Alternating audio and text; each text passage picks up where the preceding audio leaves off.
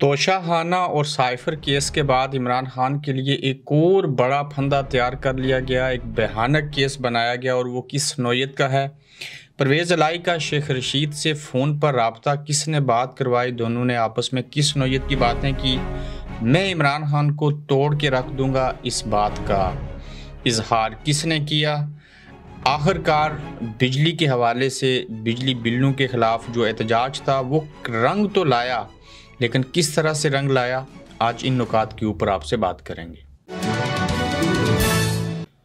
अस्सलाम वालेकुम, आप देख रहे हैं गोरखधंधा अबरार कुरैशी। आपसे महातब। इमरान खान के ऊपर पहले 200 FIR हुई। FIR से पहले भी हमला भी हुआ, उसमें उनकी FIR न काटी गई। उस हमले से कबल भी उनके ऊपर FIR थी। इमरान खान जब तक वज़ीर आज़म नहीं बने थे उनके ऊपर एक भी FIR नहीं थी और पूरी ज़िंदगी में उनके ऊपर कोई भी ऐसा जुर्म जराइम नहीं सामने आए जिससे कहा जाए कि ये कोई दहशतगर्द हैं, ये कोई कातिल हैं या कोई जराइम पेशा शख्स हैं। लेकिन जो ही सियासत में आए, फिर कामयाब हुए, वज़ारत उज़्मा के मनसब के ऊपर बैठे, तो जब उससे फारग हुए तो उसके बाद इमरान खान कातिल भी बने, दहशतगर्द भी बने। उन्होंने फ़ौज को भी तबाह किया, उन्होंने 9 मई का वाक़या भी करवाया, उन्होंने तोशाखाना में चोरी भी कर ली, उन्होंने यहूदियों से फंडिंग भी ले ली। पता नहीं किस किस नौयत के इल्ज़ामात लगे, वो कातिल भी बन गए। कोयटा में कत्ल हुआ और वो ज़मान पार्क में बैठे थे तो उनके ऊपर इल्ज़ाम लगा दिया गया। मज़हबी मुनाफरत भी फैलाई गई। जिसने सीरतुल नबी कॉन्फ्रेंस करवाई, जिसने लोगों को सीरत पढ़ानी थी, जिसने यूनाइटेड नेशन में अपने नबी के हक़ के अंदर एक कानून तक पास करवा दिया, उसके ऊपर मजहबी मुनाफरत के इल्ज़ामात भी लगा दिए गए। बिल आखिर क्या हुआ कि तोशाखाना केस के अंदर सज़ा हुई, सेशन कोर्ट ने सज़ा दी, हाई कोर्ट ने माफ़ कर दी। फिर जब वो माफ़ी मिली तो साइफर केस बना दिया गया। अब खान साहब साइफर केस में हैं। फिर क्या हुआ कि जब साइफर केस के अंदर भी फैसला आ जाना है 13 सितंबर के बाद, तो उससे पहले एक और फंदा तैयार कर लिया गया। क्योंकि तोशाखाना से वो बरी हो गए थे, साइफर केस से भी बरी होने वाले थे, तो अब साइफर के बाद नया पेश खिदमत है जनाब 9 मई के वाक़ये में इमरान खान गिल्टी साबित हुए। इसकी तफसीलात बड़े गौर से आप सुन लीजिएगा, चूँकि मैं इस सब्जेक्ट को थोड़ा सा ज़्यादा वक्त दूंगा। आपको याद होगा कि जब इमरान खान ज़मान पार्क में थे तो वहाँ पे 2-3 मरतबा JIT उनके पास आई, उसने सवालात वगैरह किए और उसमें एक ही चीज़ हुई। इमरान खान ने 12 मरतबा कहा कि आप बताइए कि अगर आपके पास कोई सबूत है कि मैंने 9 मई का वाक़या करवाया, उसमें कोई ऑडियो, कोई मैसेज, तो मैं फिर मान लूँगा और मैं कसूरवार करार खुद को ही दे दूँगा अगर आप कोई एविडेंस ले आएँ। कोई एविडेंस ना दे सके और FIA ने और JIT के अंदर असास अदारे के लोग शामिल थे, उन्होंने तहकीकात की और फिर आज ये एक फ़ैसला सामने लाया है कि इमरान खान 9 मई के वाक़ये में मुलव्वस हैं और वो गिल्टी हैं, लिहाजा उनको इस केस के अंदर भी 9 मई में मुल्क के साथ अफवाज पाकिस्तान के साथ गद्दारी करने के इल्ज़ाम में, जुर्म में जो है वो हम केस में साबित हो चुके हैं, लिहाजा उसमें गिरफ्तार रहेंगे। अच्छा, वही मुद्दई, वही करवाने वाले माज़रत के साथ और वही मुनसिफ अब केस भी खुद बनाएं, चीज़ें भी खुद करें, उसकी कोई इन्वेस्टिगेशन ना हो कि ये 9 मई हुआ कैसे था, किसने करवाया था। भाईजान, जो 9 मई हुआ वो इमरान खान को गिरफ्तार करने की वजह से हुआ। गिरफ्तारी रेंजर्स ने की, रेंजर्स ने अदालत के शीशे तोड़ के गिरफ्तारी की। फिर आपने इमरान खान को वहाँ पे रखा, जिस कमरे में ठहरे सब जेल बन गई। जहाँ पे ठहरे वहाँ पे आपने बेहतरीन किस्म के जूस, आपने उनके टेस्ट करवाए, आपने और चीज़ें की, आपने उनको बेहतरीन नाश्ता दिया, एक बार फ़ोन करने की भी इजाज़त दी। उसमें उन्होंने किसको फ़ोन किया, मसरत चीमा, वो भी नाम सामने आ गया। और जब इमरान खान गिरफ्तार थे तो उन्होंने 9 मई कैसे करवा दिया। हाँ, पाकिस्तान के अवाम तो बाहर निकले, उन्होंने एहतजाज किया, कहीं कुछ तोड़ फोड़ उन्होंने की, मगर ये कोर कमांडर हाउस खाली क्यों था, GHQ की तरफ लोग क्यों गए, इनको रोका क्यों नहीं गया, ये कायदे आज़म हाउस या कोर कमांडर हाउस के लोग कहाँ पे थे, ये तो उनसे पूछना चाहिए। पुलिस ने क्यों नहीं रोका, उसमें रेंजर्स ने क्यों नहीं रोका, उसमें फ़ौज ने लोगों को क्यों नहीं रोका, वो कौन था जिसने वर्गलाया और ये सारी किस्सा कहानी कैसे हुई। मगर ये तय हो गया कि इमरान को अंदर रखना है, चाहे तोशाखाना हो फिर चाहे साइफर हो। अब एक नया फंदा तैयार कर लिया गया है जिसका नाम है 9 मई जो है वाक़या, उसमें इमरान खान मुलव्वस हैं और JIT ने ये अपनी तहकीकात और बयान लिया और सारी चीज़ें की हैं। तो आप देख लीजिए और थोड़ी सी शर्म भी कर लीजिए, हमें भी शर्म आ रही है। और अगर नवाज शरीफ बेटे से तनख्वाह न लेने के ऊपर जेल में जा सकते हैं। इमरान खान तोशाखाना में अपनी गिफ्ट खरीद के बेच के वो भी 50% दे के तोशाखाना में चोर बना दिए जाते हैं। साइफर जो कहते हैं था ही नहीं, अगर था तो फिर वो लीक क्यों किया, उसके अंदर इमरान खान अभी जेल में हो सकते हैं उस कानून के तहत जिस पर सदर ने दस्तखत ही नहीं किए। 9 मई जिसकी तहकीकात हुई नहीं और उसमें इमरान खान मुलव्वस हो गए।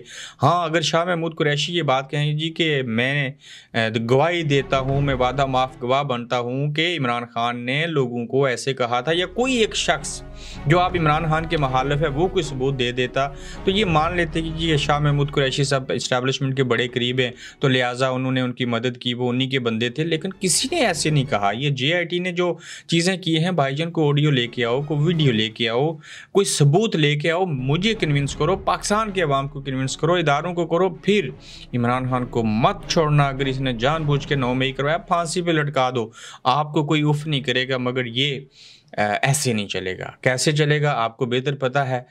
लेकिन इमरान खान के लिए नया फंदा 9 मई जो था उसमें फंस गए। ये कुश्ती खेली थी, कबड्डी खेली गई थी और उस कबड्डी मैच के अंदर PTI की थोड़ी गलती होगी लेकिन बाकियों की ज़्यादा गलती होगी, तो वो अब जान नहीं छूट रही। जो इरादे थे, जो नीयत थी, जो वादे थे, वो सारे पूरे होते जा रहे हैं और निज़ाम जो है एक्सपोज हो रहा है। कितना होगा, क्या हो जाएगा एक्सपोज होगा तो कुछ नहीं। पहले कोई बात कहते थे तो थोड़ा सा पर्दा होता था, अब बेशर्मी है, बेहयाई है, तमाम पर्दे चाक हो चुके हैं और अब जो कुछ मर्जी कर लो, सबको पता है वो कौन है, कौन क्या है, किसकी क्या अहमियत है, कौन क्या करता है। तो जब कोई पर्दा ही बाकी ना रहे, आप खुलेआम और सरेआम नज़र आ रहे हों, तो फिर वहाँ पे कौन सी शर्माने वाली बात। फिर करें जिसकी लाठी उसकी भैंस, लगे रहें और करते रहें ये चीज़ें। मुल्क ठीक हो जाएगा, सब कुछ ठीक हो जाएगा, देखते जाइए। अच्छा, परवेज़ इलाही साहब का शेख रशीद से रब्ता कैसे मुमकिन है? शेख रशीद साहब रपोश हैं, कहीं से वीडियो मैसेज जारी करते हैं, परवेज़ इलाही साहब जेल में हैं, फिर भी रब्ता हो गया। हाँ बिल्कुल हुआ। क्या कहा गया? जब अदालत में आए गुज़श्ता रोज़ परवेज़ इलाही, तो गुज़श्ता रोज़ एक वकील साहब ने, जो कि शेख साहब का, जिनके पास नंबर था, शेख साहब के करीबी हैं, जानने वाले हैं, उन्होंने अपने फ़ोन से शेख रशीद साहब को फ़ोन करके चौधरी परवेज़ इलाही साहब की उनसे बात करवाई। बात क्या हुई? ज़ाहिर है गिले शिकवे हुए होंगे। परवेज़ इलाही साहब ने ज़्यादा गुफ्तगू की, शेख साहब ने उनको हौसला दिया। हौसला वाले अल्फाज हकीकत में क्या थे? मगर परवेज़ इलाही साहब ने क्या कहा कि देखें शेख साहब, हमें पता है आपको रज़ाई भी नहीं देते थे, आपको नीचे कोई बिछाने के लिए चीज़ नहीं मिलती थी, आप फर्श पे सोते रहे, आप ठंडक में सोते रहे, सारी चीज़ें होती रही, आपके साथ भी जुल्म हुआ। अब परवेज़ इलाही साहब कह रहे हैं मेरे साथ भी हो रहा है और मेरा एक कज़न ऐसे कर रहा है। उन्होंने कहा कि अल्लाह इसको पूछेगा। कज़न से मुराद वज़ीर आला पंजाब मोहसिन नकवी का उन्होंने कहा। तो मैं इमरान खान के साथ था, मैं इमरान खान के साथ हूँ। ये बात परवेज़ इलाही ने शेख रशीद साहब से की और शेख साहब ने भी कहा डटे रहें, खड़े रहें, मैं भी उनके साथ हूँ। अलग बात है कि आप सोबतें बर्दाश्त कर रहे हैं और मैं उस तरह की मुसीबतें बर्दाश्त नहीं कर रहा जिस नौयत की आप बर्दाश्त करें। तो इस तरह से दोनों के दरमियान बात हुई, एक दूसरे को हौसला दिया और इतनी सारी बात हुई। लेकिन सारी बात सुनने के बाद आखिर शेख रशीद साहब ने क्या कहा होगा? उन्होंने ये तो कहना नहीं था कि every day is not Sunday, एक दिन ऐसा आएगा कि संडे बदल जाएगा। ताहम उन्होंने एक दूसरे को हौसला दिया और अपनी जो दुख भरी कहानी थी, जो किस्से थे, वो एक दूसरे को सुना दिए। तो इस तरह से परवेज़ इलाही और शेख रशीद साहब ने आपस में बात की। मैं इमरान खान को तोड़ के रख दूंगा, ये किसी ने कहा और बिल्कुल कहा। इमरान खान के साबिक़ दोस्त ने कहा, इमरान खान के KPK के साबिक़ सदर ने कहा, साबिक़ वज़ीर आला KPK ने कहा, जिनका नाम परवेज़ खट्टक है, जो पाकिस्तान तहरीक इंसाफ पार्लियामेंटेरियन के सरबराह हैं। उन्होंने एक इंटरव्यू में सहाफ़ियों के सवालात देते हुए जवाब दिया कि जी इमरान खान कुछ भी नहीं है, हम उसको तोड़ के रख देंगे। जी परवेज़ इलाही साहब के बारे में जब परवेज़ खट्टक साहब ने ये बात की तो उसके ऊपर आज यही सवाल साबिक़ जज मौजूदा वकील मरवत साहब से जब पूछा गया, उनको बताया गया कि परवेज़ खट्टक कह रहे हैं कि मैं तो इमरान खान को तोड़ के रख दूंगा। तो उसके ऊपर मरवत साहब कहते हैं कि ये उनका नाम आ रहा है, ये परवेज़ खट्टक जो हैं ये तो गन्ना नहीं तोड़ सकते, इतने पतले दुबले से और कमज़ोर हैं, ये इमरान खान को क्या तोड़ेंगे। तो बहरहाल ये उनकी तरफ से बातें हैं, चूँकि उनको पता है कि इमरान खान सब शिकंजे में हैं। परवेज़ खट्टक साहब को खुला मैदान मिला है, उसके बावजूद मैदान में अवाम कोई नहीं मिल रहे। हल्के में जाते हैं तो वहाँ पर भी उनको अवामी रिएक्शन का सामना करना पड़ता है। मगर इमरान खान को तोड़ेंगे कौन? परवेज़ खटक। वो परवेज़ खटक जो बकौल मरवत साहब के वो गन्ना भी नहीं तोड़ सकते। इमरान खान को तोड़ना परवेज़ खटक के बस की बात नहीं। एहतजाज रंग ले आया और बिजली के खिलाफ होने वाला एहतजाज रंग ले आया। मैं इसके ऊपर मुबारकबाद नहीं दूंगा। एहतजाज बिल्कुल रंग लाया, लेकिन पाकिस्तान के मुल्क में होने वाला एहतजाज पाकिस्तान जैसा रंग लाया। ना तो आपकी बिल्लों की कोई माफ़ी हुई, ना उसमें कमी हुई। रंग ये लाया कि 1 रुपया 46 पैसे फी यूनिट और बढ़ गया। और करें एहतजाज और मांगें चीज़ें, तो ये एहतजाज रंग लाया है कि आप लोगों को मज़ीद बिल जो है ज़्यादा देना पड़ेगा। 1 रुपया 46 पैसे फ़ी यूनिट इजाफा हो गया है। आप भुगतें आप सज़ा। और ये था एहतजाज, ये था उसका रंग। आज़ाद कश्मीर में भी एहतजाज हुआ। दाद देता हूँ लोगों को, यहीं से सिविल नाफरमानी की तारीख चली। मगर ये 1-2 दिन एहतजाज करने के बाद क्या हुआ? कुछ भी तो नहीं हुआ। एहतजाज 1-2 दिन का काम नहीं होता, इसको मसलसल करना पड़ता है। और इसका आउटकम क्या है? कुछ भी नहीं। लोग कहते हैं इसके ऊपर बात करें, बिल्कुल बात करते हैं, सारी चीज़ें होती हैं, लेकिन पता है कि यहाँ कुछ नहीं होना। तो मायूसी नहीं कहूँगा, अपने हिस्से का आवाम को काम करना चाहिए। ताहम एहतजाज का यही असर हुआ कि बिजली मज़ीद महंगी होगी, बिल और आएंगे। अपना ख्याल रखिएगा, कल फिर आपसे दोबारा मिलेंगे। आप देख रहे हैं गोरखधंधा अब्रार कुरैशी के साथ।